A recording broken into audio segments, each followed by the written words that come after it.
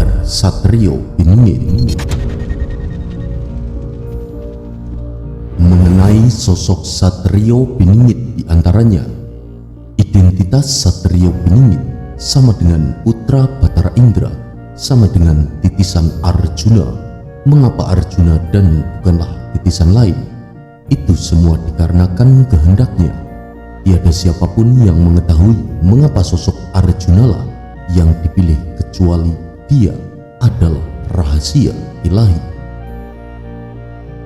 Satrio Piningit berarti pula budak Angon atau anak didik Nabi Isa alaihissalam.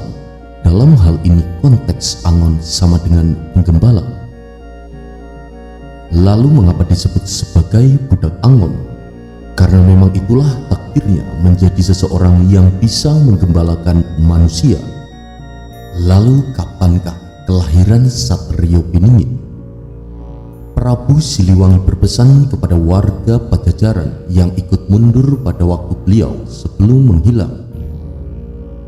Perjalanan kita hanya sampai di sini hari ini.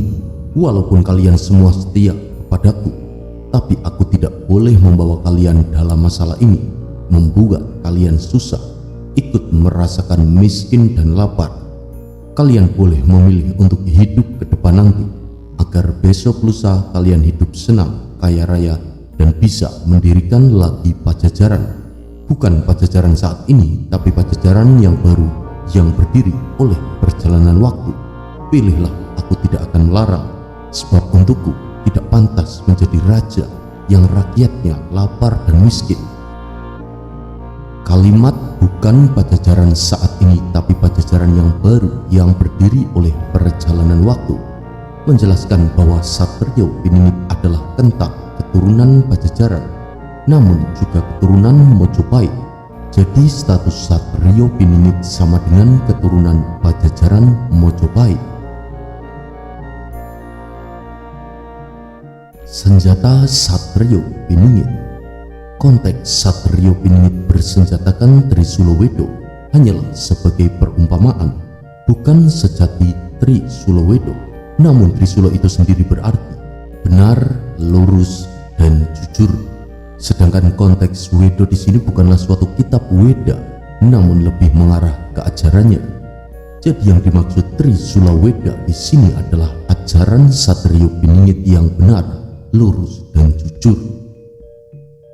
Kalau menurut saya pribadi, senjata Satrio Piningit adalah seperti sebilah keris yang bisa berubah menjadi sebuah cemeti atau cambuk yang kalau dipukulkan ke gunung, gunung tersebut akan terbelah bahkan hancur. Kalau tidak salah, senjata ini adalah senjata milik Ronggolawe. Nama kerisnya kalau tidak salah keris Kedung Lama yang diberikan secara khusus, sedangkan senjata utamanya adalah zikir dan doa kepadanya.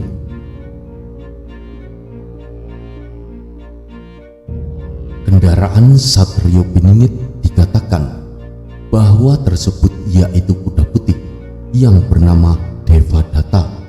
Pada halnya kuda putih yang disebutkan adalah kendaraan darat yang diberikan oleh Nabi Ibrahim alaihissalam. Lalu kendaraan lautnya adalah naga hijau yang bernama Devanaga. Kendaraan ini adalah pemberian Ratu Bilqis, sedangkan kendaraan langitnya adalah Garuda emas yang bernama Deva Garuda. Kendaraan ini diberikan langsung olehnya. Ketiga kendaraan ini adalah kendaraan yang bersifat metafisik atau gaib atau tidak kasat mata. Mengenai apa dan mengapa kendaraan tersebut yang diberikan kembali kepada kuasanya. Lalu jabatan Satrio Piningit sama dengan Ratu Adil, tidak menjabat menjadi presiden. Alasannya karena apa?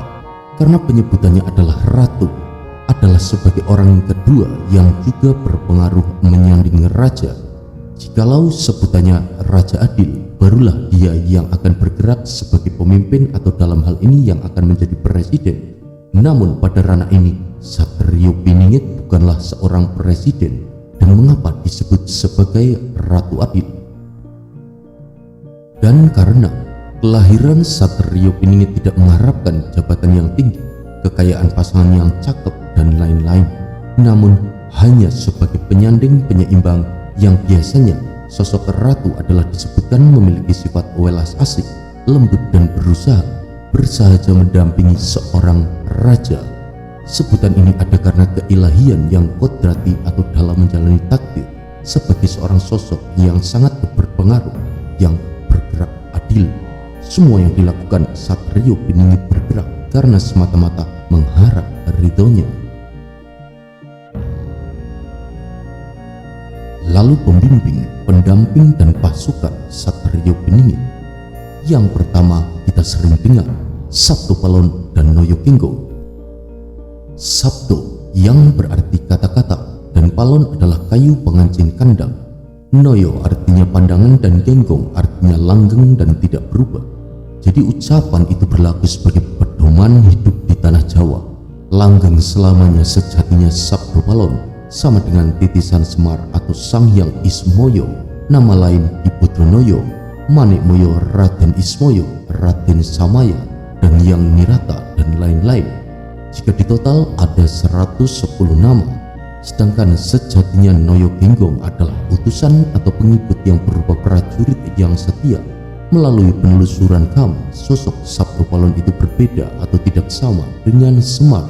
Semar dalam konteks ini adalah guru dari Sabto Palon, sedangkan Sabto Palon adalah guru Satrio Piningit. Dalam konteks ini, keduanya memang berkiprah.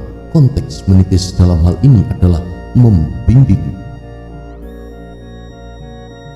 Pemuda berjanggut, orang dekat Satrio Piningit yang akan menjadi sahabat dekat, penasihat sekaligus saudara angkat. Pemuda berjanggut sama dengan Bani Tamim. Bani adalah kaum, Tamim adalah huruf Ta dan huruf Mim dalam huruf hijaiyah. Ta yang artinya pejuang, Mim yang berarti makrifat. Bani Tamim adalah kaum yang berjuang untuk makrifat kepada Sang Holik. Pemuda berjanggut atau pemuda Bani Tamim ini adalah kepercayaan dari Satrio Piningit. Lalu Prabu Siliwangi. Dikatakan bahwa Prabu Siliwangi akan datang kembali. Semua keturunan kalian akan aku kunjungi, tapi hanya pada waktu tertentu dan saat diperlukan. Aku akan datang lagi menolong yang perlu, membantu yang susah, tapi hanya mereka yang bagus perangannya. Apabila aku datang tidak akan terlihat, apabila aku berbicara tidak akan terdengar. Memang aku akan datang tapi hanya untuk mereka yang baik hatinya, mereka yang mengerti dan satu tujuan, yang mengerti mengenai harum sejati dan juga mempunyai jalan pikiran yang lurus dan bagus tingkah lakunya. Ketika aku datang tidak berupa dan bersuara, tapi memberi ciri dengan wewangian. Dan semenjak hari ini Pajajaran hilang dari alam nyata, hilang kotanya, hilang negaranya. Pajajaran tidak akan meninggalkan jejak selain nama untuk mereka yang berusaha menelusuri. Sebab bukti yang ada akan banyak yang menolak, tapi suatu saat akan ada yang mencoba supaya yang hilang bisa diketemukan kembali. Bisa saja hanya menelusurinya harus memakai dasar, tapi yang menelusurinya banyak yang sok pintar dan sombong dan bahkan berlebihan kalau bicara. Matur sembah nuwun, mugi rahayu sagung dumati.